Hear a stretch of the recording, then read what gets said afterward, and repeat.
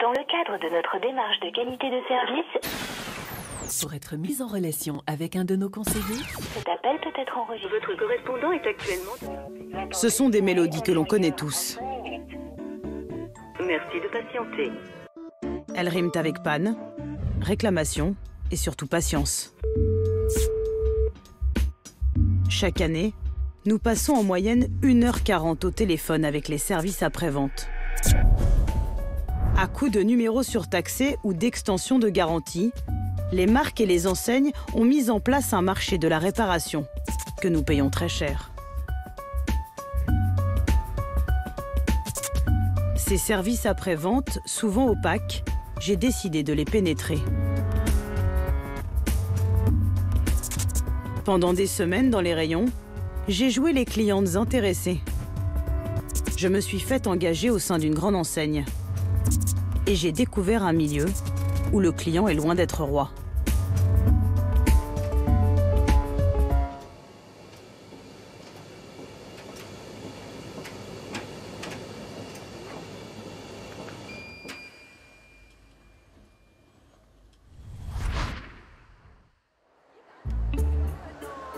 Quand vous entrez dans un magasin et avant même d'acheter, on vous parle de SAV. Cette scène, vous l'avez sûrement vécue. Au moment de passer à la caisse, toujours le même refrain. C'est garanti combien? 2 ans. C'est garanti 2 ans, d'accord. Sachant qu'on peut rallonger de la garantie à 5 ans, c'est payant. Pour vous tenter, avec ces extensions de garantie, chaque vendeur a son argument. Et vous la conseillez vraiment? Après, c'est vous et votre chance. Mais si vous partez par exemple sur des marques comme ou le SAV, elle est horrible. Je ne l'ai pas pris pour un frigo, je l'ai regretté. C'est plus durable comme avant les appareils. Par rapport au nombre de retours qu'on peut avoir, bien sûr. Ah oui, vous en avez beaucoup? Sur les frigos moins, mais bon, après on est déjà mal abri, ça peut toujours arriver, bien sûr. Après c'est une tranquillité, hein, c'est vous voyez, c'est une tranquillité pendant les saisons. Cette tranquillité, vous la payez jusqu'à 20% en plus du prix du produit. Selon une étude réalisée par UFC Que Choisir, 44% des clients souscrivent les extensions de garantie pour des machines à laver, 41% pour des téléviseurs. Pourquoi les enseignes ont-elles tout intérêt à nous vendre ces garanties plus longues? Pour le savoir, j'ai répondu à une petite annonce pour me faire embaucher comme vendeuse chez Boulanger. Je me rends à l'entretien avec mon CV et une caméra cachée.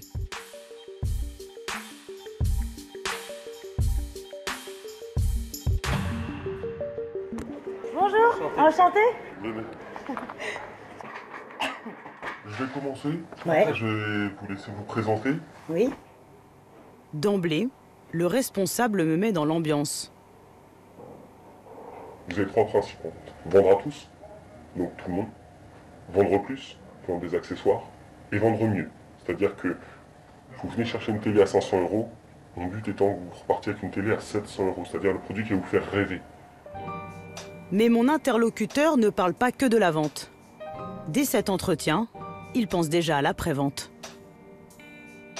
Notre but, c'est de faire de la vente de contrats d'extension de garantie. D'accord. Parce que la plupart de nos produits sont garantis à 1 an ou 2 ans. Et nous, ce qu'on propose, c'est une garantie de 5 ans. Pour reprendre notre exemple de tout à l'heure, Oui. Oui. on va faire assez simple, 1000 €. D'accord. Marge à 8%. D'accord.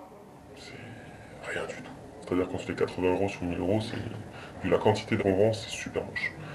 Donc là où on fait de la rentabilité, où on fait de l'argent, c'est sur les services, c'est sur l'extension de garantie, c'est sur tout ça.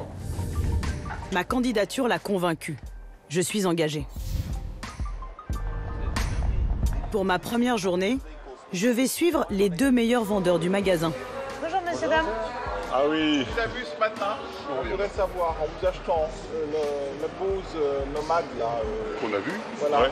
plus le Dyson V10 Animal, si on peut avoir quand même un petit peu. Un petit prix comme ça. Vous avez pas la carte. Comme le préconise le responsable, mon collègue va proposer l'extension de garantie. Vous ne prenez pas de garantie. Non. Je vous le ramène en caisse, comme ça vous êtes tranquille. D'accord, bon, Ouais. c'est gentil. Bon, Bon, bah, après. merci beaucoup. Il n'y a pas de problème, c'est normal. Merci, au revoir, messieurs, dames. Raté pour cette fois. Le client a décliné. Comme c'est pas mon rayon, j'ai pas trop de temps. Normalement, tu te bats plus pour les vendre? Oui, en télé à mort. Pour placer ces extensions de garantie, mon autre tuteur, lui, a sa méthode. Surtout avec les clientes du 3e âge. Tu l'installes, tu t'assieds à côté d'elle, tu lui dis vous voulez boire un café, un thé? Hop, tu reviens avec son thé et tu lui dis regardez, je vous explique. Là, je lui fais une déballe comme quoi que son produit est obligé de tomber en panne au bout de 2 ans et qu'elle en rachète un autre. Alors que c'est pas le cas. Il faut déjà qu'il tombe en panne son produit. Bien sûr. Mais la façon dont je lui explique, c'est au final, voilà, elle va penser que ah oui, c'est vrai, un produit garanti 5 ans, je suis tranquille pendant 5 ans, ma parole, elle se le prend. Ce serait systématique, même pour le petit électroménager. Je vais te garantir 3 ans pour 10 euros. Oui. Vous voulez une facture? Comme pour cette bouilloire à 39 €. En quelques secondes, il a fait bondir la facture de 25%. Elle m'a pris la garantie. Sur une bouilloire, 10 euros. Mais tu proposes à chaque fois? Ah bah oui, c'est le boulot. Ça rapporte pour le magasin, ça ne rapporte pour toi aussi. En fait, tous les vendeurs touchent une commission non seulement sur la vente des marchandises, mais aussi sur les garanties. Combien cela leur rapporte-t-il? Nous allons poser la question à la direction du groupe. Boulanger confirme que les salariés sont bien intéressés à la vente des fameuses extensions. Mais dès qu'on parle de chiffres, le porte-parole est nettement moins bavard. Sur une garantie à 100 € à peu près, combien touche un vendeur? Je me doute que ça vous intéresse, mais ça intéresse aussi en premier lieu nos concurrents qui, j'imagine, regarderont l'émission. Et donc, c'est un sujet qu'on ne communique pas, bien sûr. On a des vendeurs rémunérés à l'extension de garantie. Qu'est-ce qui garantit qu'il n'y ait pas de biais dans le conseil donné aux clients et qu'on ne vend pas des garanties injustifiées? Ce qui fait que le vendeur ne biaise pas la relation avec le client, c'est que l'objectif premier du vendeur, c'est bien que le client reparte avec le sourire et avec un produit et un service qui colle à son besoin. Bon, nous aussi on repart avec le sourire, même si on n'en sait pas vraiment plus. À l'autre bout de la France, un homme m'attend. Lui m'a promis quelques confidences. C'est un vendeur expérimenté d'une autre enseigne, 26 ans de rayon. Vous ne verrez pas son visage, car il craint pour son emploi. Le métier a beaucoup changé, oui. Aujourd'hui, vendre un produit, ce n'est pas le but premier de l'enseigne. Ce qui va être important, c'est de vendre des produits comme les garanties, qui sont beaucoup plus lucratives que le fait de vendre des produits. Par vente d'extension de garantie, on touche 6,5%. Sur une vente garantie à 100 €, je vais avoir 6,50 €. Ces commissions sont plus importantes sur les garanties que sur les ventes. Sur sa fiche de paie que nous avons reproduite, tout est détaillé. Son salaire fixe est de 1 595 € brut par mois. Sur la ligne suivante, les intéressements sur les ventes. Un peu plus de 700 € ce mois-là. Enfin, une ligne spéciale dédiée aux extensions de garantie. Elle lui rapporte 254 €, 17% de son salaire tout de même. Ces garanties sont donc très intéressantes pour arrondir les fins de mois des vendeurs. Mais sont-elles indispensables pour les consommateurs? Il y a certains types de machines à laver qui sont très fiables sur le marché, ça existe, et sur lesquels on vend quand même des extensions de garantie, alors qu'on sait très bien que le client a une chance sur 100 de s'en servir de sa garantie. Mais bon, ce que je suis en train de vous dire aujourd'hui, c'est totalement proscrit, il ne faut surtout pas en parler. Vos supérieurs ont peur de quoi, à votre avis? Ils ont peur du retour de manivelle. Aujourd'hui, si demain vous avez des clients qui viennent au magasin et qui vous annoncent déjà d'entrée, venez pas me parler de garantie, venez pas me parler de ci, je veux ça. Ça va leur faire un trou dans le tiroir. Ni les constructeurs, ni les distributeurs ne communiquent sur le taux de panne de leurs appareils. Car la panne, c'est le meilleur argument du vendeur et la hantise du consommateur.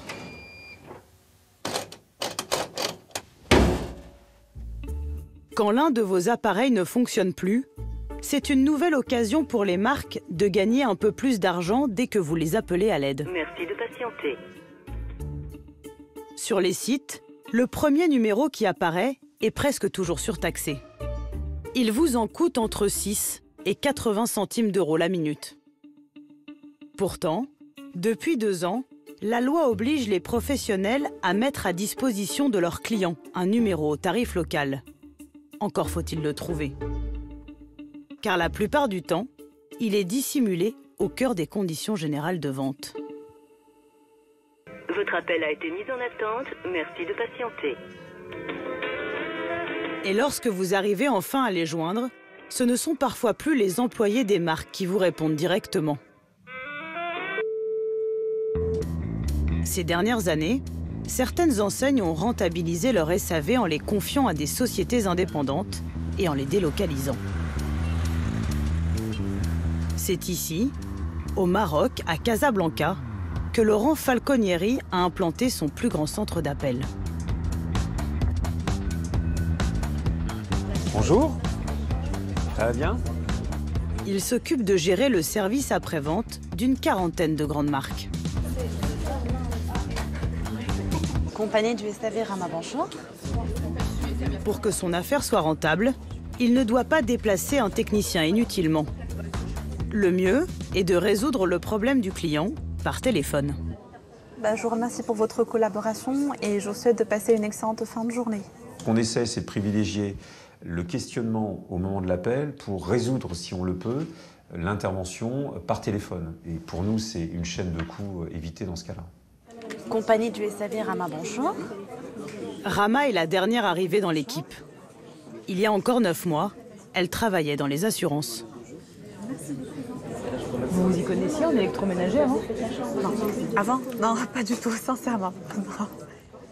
Pour traiter le plus grand nombre d'appels, les conversations que vous pensez naturelles sont entièrement préécrites. La conseillère n'a plus qu'à se laisser guider. Puis-je avoir, si vous permettez, votre numéro de portable sur lequel vous êtes joignable? Très bien, c'est noté, je vous remercie.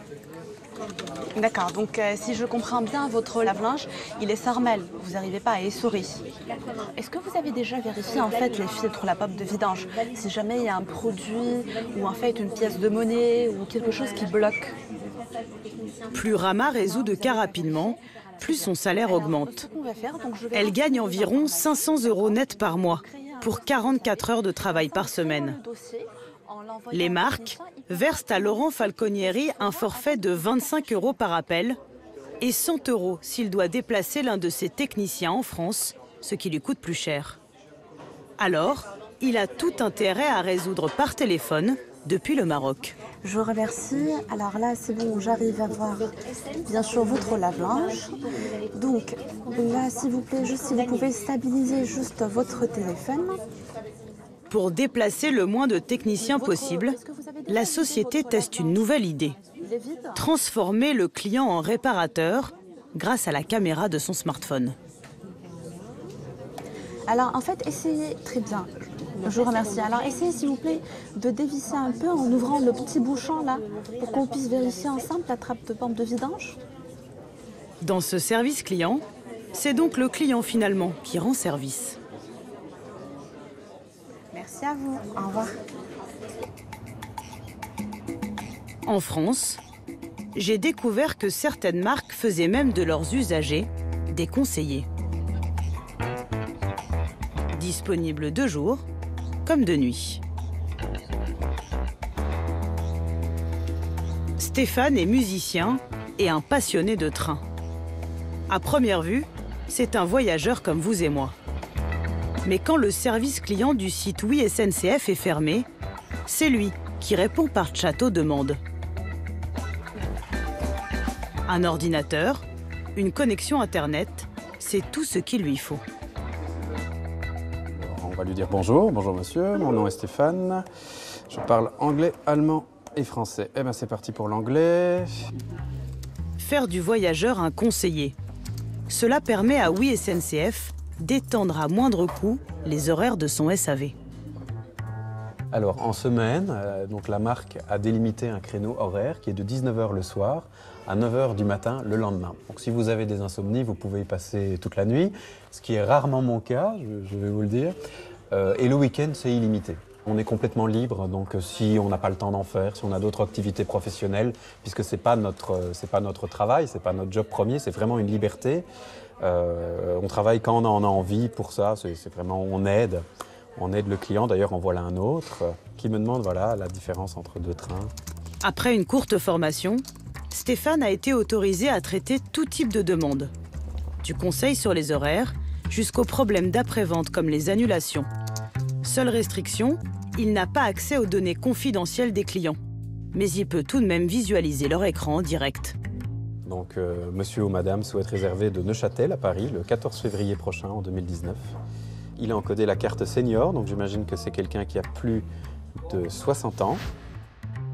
De son côté, le client ne soupçonne pas que Stéphane soit un simple voyageur comme lui. Sur l'écran, il est présenté comme un conseiller, avec juste cet avertissement. Les conseils que vous recevez sont donnés par des membres de la communauté et n'engagent pas Oui SNCF. Un conseiller de l'ombre qui touche une commission, quelle que soit la durée de la conversation. Et généralement une rémunération de 2,40 € par conversation. On peut arriver à 300, 350 € par mois en moyenne, voilà, en moyenne. Si demain la marque dit « ça ne nous convient plus, on arrête, on réduit le nombre », nous, on n'a rien à dire, on est juste là pour faire de notre mieux par rapport à ce qu'on a à faire. Mais c'est la marque qui a toutes les cartes en main. Oui SNCF, que nous avons contacté, est très content de ce nouveau service et compte déjà 10 voyageurs comme Stéphane pour aider les clients en ligne. Mais les services après-vente ont parfois bien du mal à s'adapter aux nouvelles façons de consommer. Les achats sur Internet ont explosé ces dernières années et les problèmes de SAV aussi. Notamment depuis l'apparition des marketplaces, en français, les places de marché. Sur leur site, les grandes enseignes n'affichent plus seulement leurs propres produits. Elles permettent maintenant à des vendeurs du monde entier de proposer aussi les leurs. Comme ici, chez Darty.com. Pour ce téléviseur, par exemple, vous avez le choix entre 9 sociétés différentes. Il y a Darty, bien sûr, mais aussi ses promos, ou encore Zoom ici. Cette marketplace, c'est une exposition inespérée pour ces fournisseurs indépendants et l'occasion pour les grandes enseignes d'élargir leur offre. A priori, tout le monde est gagnant, sauf peut-être le consommateur qui ne sait plus à qui il achète. Bonjour et bienvenue chez Darty. Veuillez patienter quelques instants, un conseiller va vous répondre. À Montpellier, Marine est l'une des victimes de ces marketplaces. Bonjour. Oui, bonjour. Je vous appelle parce que j'ai un souci avec un appareil photo que j'ai acheté sur votre... 9 mois qu'elle attend une solution à son problème. Et en fait, donc ça fait plusieurs procédures que je lance. Voilà, je fais la procédure qui s'impose dans ces cas-là, madame. Ben, je vous remercie en tout cas. Au revoir. Bienvenue à l'enquête de satisfaction Darty. Selon vous, Mais bien sûr. le conseiller a-t-il fait le maximum pour vous apporter... Donc 31 minutes 41. Pourquoi? Pour rien, puisque de toute façon ça va toujours tourner en rond. C'est toujours comme ça que ça finit en fait. Pour ses vacances, Marine achète cet appareil photo sur le site de Darty. Mais rapidement, il tombe en panne. Quand j'ai voulu le renvoyer en SAV, j'ai appelé Darty pour leur demander la procédure à suivre. Et ils m'ont dit « Ah non, mais c'est pas à nous de le prendre en charge, c'est au revendeur. » Et là j'ai dit « Mais quel revendeur ?»« Ah ben vous avez acheté chez DJI, donc contactez-les. » Marine renvoie donc par la poste son appareil à DJI, à Hong Kong. Après des semaines d'attente, elle reçoit ce mail, rédigé dans un français approximatif. S'il vous plaît, fournir votre compte email PayPal à nous dès que possible. Surtout, on lui réclame 222 €, alors que son appareil est toujours sous garantie. L'envoi est accompagné de cette curieuse photo, un rapport d'expertise dont certains passages ont été rendus illisibles. Marine doute du sérieux du fournisseur, notamment à cause du nom du technicien, un certain Jackie Chan. La jeune femme ne sait plus vers qui se tourner. Je l'accompagne donc chez son seul interlocuteur en France, Darty. Bonsoir. Il lui faut raconter toute l'histoire pour la énième fois. Donc on a monsieur Jackie Chan.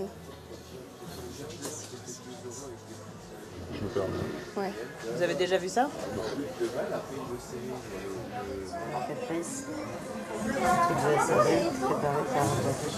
Ah merde. Préparé pour Jackie Chan. Non, on rigole, mais c'est Non, mais moi. Ça vous fait rire? Ah, Jackie Chan quand même. J'aime bien, en plus, il fait des cascades et tout. Ça vous inspire quoi? Ça m'inspire une belle banane, mais. Mais elle a acheté sur le site de Darty. Ah, c'est Marketplace, ouais, c'est. Vous achetez sur le Marketplace, vous? Moi, je suis à Darty depuis 2008. C'était mieux avant, c'est pour ça, mais c'était mieux avant parce qu'on n'avait pas tous ces revendeurs là. Et depuis que vous avez les revendeurs, c'est un problème en termes d'image et en termes de son? Pour moi, c'est un problème en termes d'image. De commencer à faire du Mister Goodwill et des choses comme ça qui n'assurent pas un service après-vente. Nous, la base du truc, c'est le service. Mais après, c'est la croix et la bannière pour le client. Et pour nous, si on essaie de faire quelque chose pour le client, on nous dit qu'on n'a pas le droit. Pourquoi? Parce que c'est pas acheté chez Darty, c'est pas un produit Darty. Vous pensez que là, avec un SAV à Hong Kong, elle a une chance de revoir son appareil? Je ne me prononce pas. Je suis très optimiste pour tenter le garçon, mais là, je ne me prononce pas. Malgré les problèmes de SAV, Darty tient à ses marketplaces car il lui rapporte.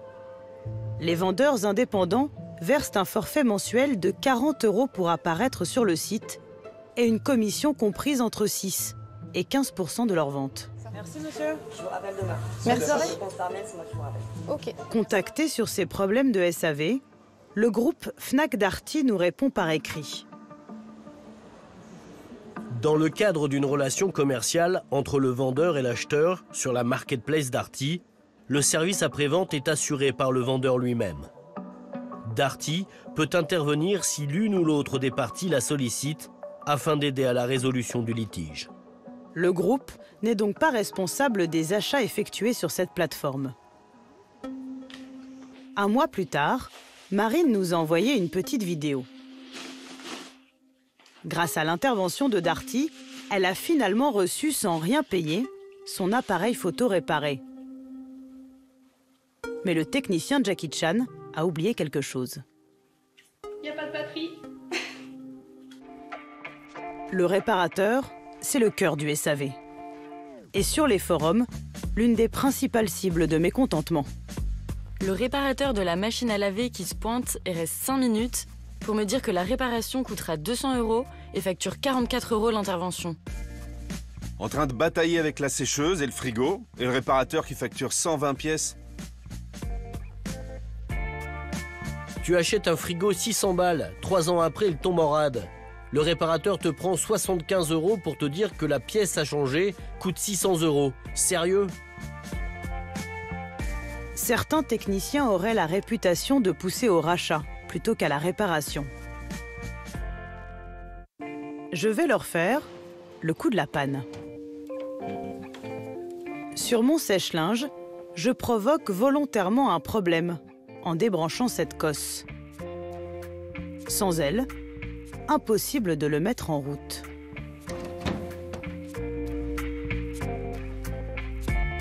Nous équipons l'appartement de caméras avant d'enchaîner 3 rendez-vous. Mon appareil n'étant plus sous garantie, je peux faire appel à n'importe quel réparateur. Bonjour monsieur. Le premier technicien à intervenir travaille pour l'enseigne chez qui j'ai acheté ma machine. Je sais pas ce qui s'est passé d'un coup, elle marchait. Elle tournait à ce moment-là? Non. À un moment, j'ai voulu la mettre en route. Ouais. Après, j'ai fait un séchage et tout, on a voulu la mettre en route et ça n'a pas marché. Vous voyez beaucoup de gens? 9 clients par jour. 9 clients par jour? Ouais. Au premier coup d'œil, Oh? Non. Il n'y a pas que c'est ça. le réparateur trouve l'origine de la panne. C'est ça, c'est cool. Le déplacement m'a coûté 99 € pour 20 minutes. Bon, merci monsieur. Au revoir. Ma panne élémentaire ne trompera pas non plus le deuxième. Et cette fois, ça me coûtera 30 € de moins. Bonne journée. Merci. Au revoir. Et c'est juste là à droite. Le dernier technicien de la journée est un sous-traitant d'une grande chaîne d'hypermarchés. Bizarrement, il passe à côté de notre panne, pourtant évidente, et démonte entièrement le sèche-linge. Vous cherchez quoi là? C'est le courant arrivé à la carte électronique. Ah. Il y a un truc bizarre.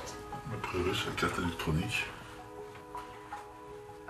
Ah, ça veut dire quoi ça? Il faut changer la carte? Ouais.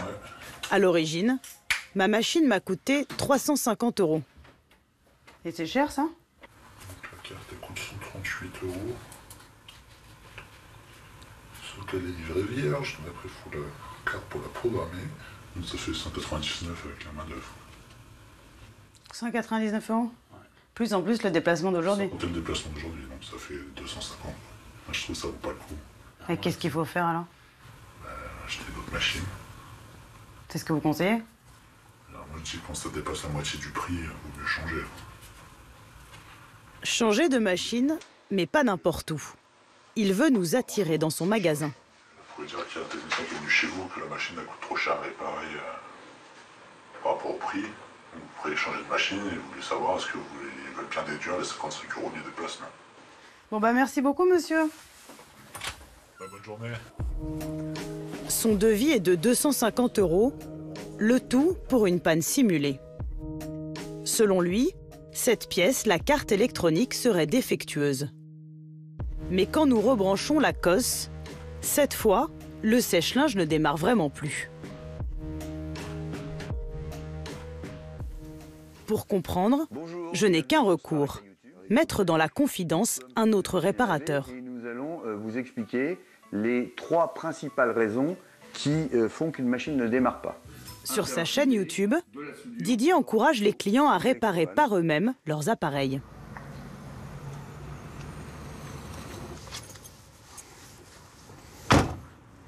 Ce spécialiste, qui lutte contre le gaspillage, va ausculter ma machine. Alors, on va démonter le côté. Voilà. La priorité, c'est de regarder ici si j'ai bien mes 230 volts. Déjà de regarder si le connecteur est bien en place. Apparemment, il a l'air. Ben non, il n'a pas l'air puisqu'il sort tout seul. Et on a vraiment l'impression que là, ça a été fait... on a écarté les cosses. D'ailleurs, il y a un petit bout de plastique qui est cassé, là. Donc, on a écarté les cosses pour plus qu'elles fassent contact. Là, donc ça veut dire que cette panne n'aurait rien à voir avec la carte mère? Non. Non, c'est uniquement le connecteur qui a été forcé. Mais le fait de changer la carte sans toucher au connecteur, ça ne changera rien non plus, ça ne remarchera pas. Selon Didier, le dernier technicien aurait délibérément endommagé le circuit électrique de mon appareil.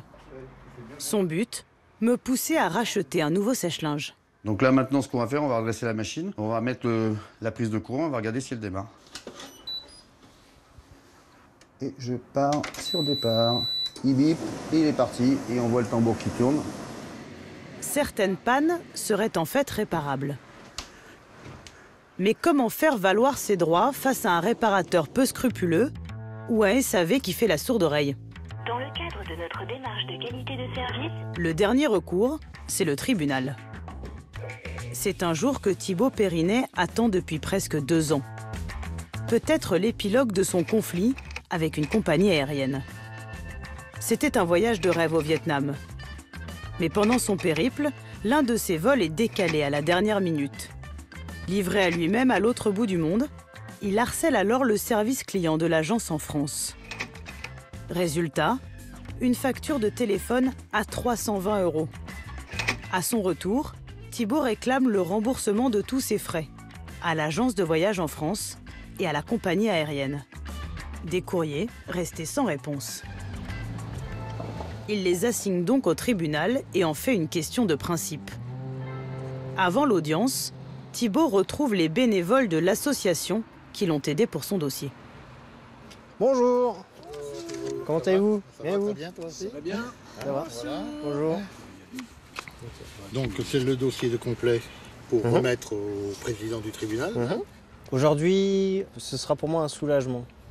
Dans le sens où c'est une procédure qui a quand même duré quasi 2 ans et qu'on en arrive au bout, mais j'avoue que ça commence vraiment à être long parce que c'est des jours de congé à poser, c'est des billets de train à payer. Pour limiter les coûts, Thibault n'a pas d'avocat. C'est lui qui va plaider. Ceux qui sont venus sans avocat passeront en dernier et donc ils s'arment de patience. Il réclame à la compagnie aérienne 1 500 € pour le dédommager des frais de procédure. L'avocat de la partie adverse ne veut pas apparaître. Quelques minutes avant de plaider, il demande à voir Thibault en aparté. Il veut lui proposer une transaction. Vous me dites que votre confrère de Paris vous a appelé pour dire... Pour un petit commercial. 800 €. 800 €. Ouais. Moi, par contre, ce que je trouve déplorable, c'est que moi, personnellement, qu'il y ait de la télé ou pas, je m'en fiche, je compte aller jusqu'au bout. Donc concrètement, vous me dites quoi là? Moi, je ne prends pas les 800 €, je vais à la barre. Non, vous n'êtes pas d'accord? Non. Vous n'êtes pas d'accord? Pas comme vous voulez. D'accord. Et 1 000 € non plus? Je vais à la barre. Non, mais d'accord. Comme vous voulez. Donc nous pouvons passer à l'affaire de M. Périnet et Vietnam Airlines. Donc pour être complet, M. Périnet, qu'il n'y ait pas de malentendu, vous avez pris l'avion avec Vietnam Airlines et donc aujourd'hui vous limitez votre demande contre la compagnie aérienne à qui vous demandez 1 500 € de l'article vis-à-vis de l'article 700 du code de ça c'est pour vos frais de déplacement, vos frais d'écriture, peut-être l'adhésion à l'association de consommateurs qui vous aide. Surtout pas de mauvaise publicité. L'avocat de la compagnie propose un nouvel arrangement. Vietnam Airlines, qui est soucieuse donc, de son image de marque et qui est soucieuse donc, de préserver de bonnes relations avec les passagers, on propose à monsieur donc, Périnet la somme de 1 500 € qu'il réclame à votre juridiction. Maintenant que vous me proposez 1 500 €, j'accepte, mais ce n'était pas la somme proposée avant, mais maintenant je suis en accord. Vous voulez que nous fassions un procès verbal de conciliation? Tout à fait. Vous pouvez préciser à titre commercial et sans que cela vaille reconnaissance de responsabilité. Nous le dirons à la fin. Ouais. L'audience est terminée. Bon retour. Si l'avocat a pris cette dernière précaution, c'est pour que ce genre de réclamation reste exceptionnel. Dans la plupart des dossiers, les clients en litige avec les services après-vente se lassent et abandonnent avant d'en arriver au tribunal.